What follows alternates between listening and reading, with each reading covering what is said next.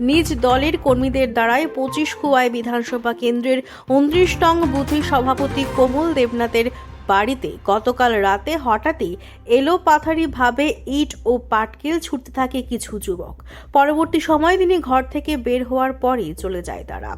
তিনি আরও জানান, দুর্গাপুজোর পঞ্চমীর সময় ওনার এক আত্মীয়ের গাড়িতে ভাঙচুর চালায়।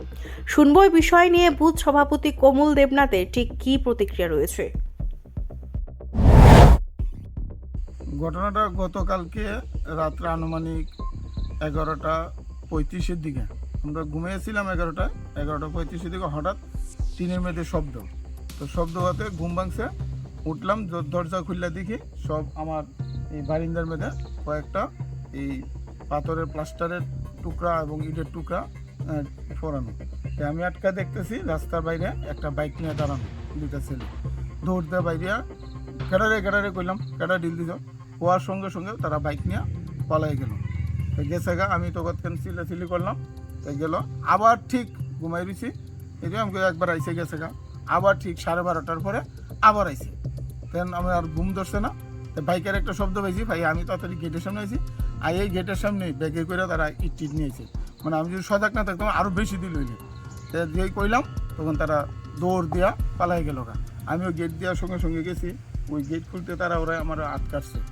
হ্যাঁ, তো দৌড়ে গেছি আমি, কি কাটারে দাঁড়া, তোরা মারতে এসে তো আমার মাইরে যা জায়গায় দিস। আপনি কি করেন এমনি?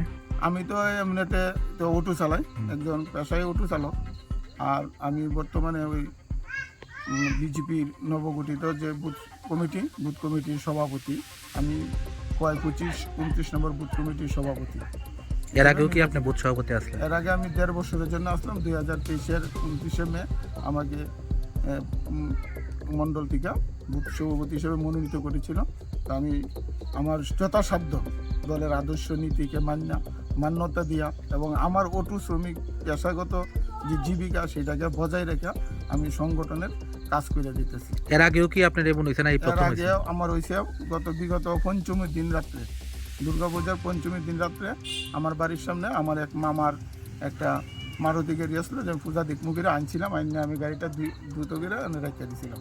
পঞ্চমীর দিন রাত্রে গাড়িটার গ্লাস টাস সব ভাঙে গেছে, একদম গাড়ির কিছু সাজা ছিল। এটা এই মারুতি সুজুকির জেন ছিল।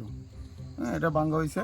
এরপরে বিগত কালী পূজার পরের দিন আমার গেটে বড় একটা পাথর গেটের সামনে এখনো আছে, এটাতে ঢিল দিছে, দিয়া টিনের বেড়া টেরা ভাঙছে।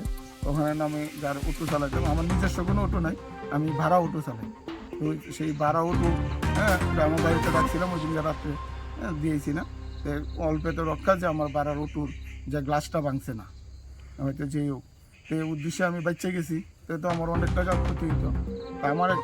আমার বলতে আমার মিসেসের নামে একটা ই-রিক্সা আছে, যেটা আমার বাড়িতে থাকে। এইটা আমি কালকে রাত্রে আমার এই বারিন্দার সামনে আসিল, হয়তো ডিল উদ্দেশ্য এইভাবে। এর আগে আমাকে বিগত 18ই জুলাই আমাকে প্রাণ নাশেরও হুমকি দিছে, এবং বিজয়া দশমীর দিন যে আমাদের জাম্বুরি স্কুলের সামনে আমার প্রাণ নাশের হুমকি দিয়েছিল কয়েকজন কতিপয় ছেলে। কারা দিছিল, চিনেননি তারা?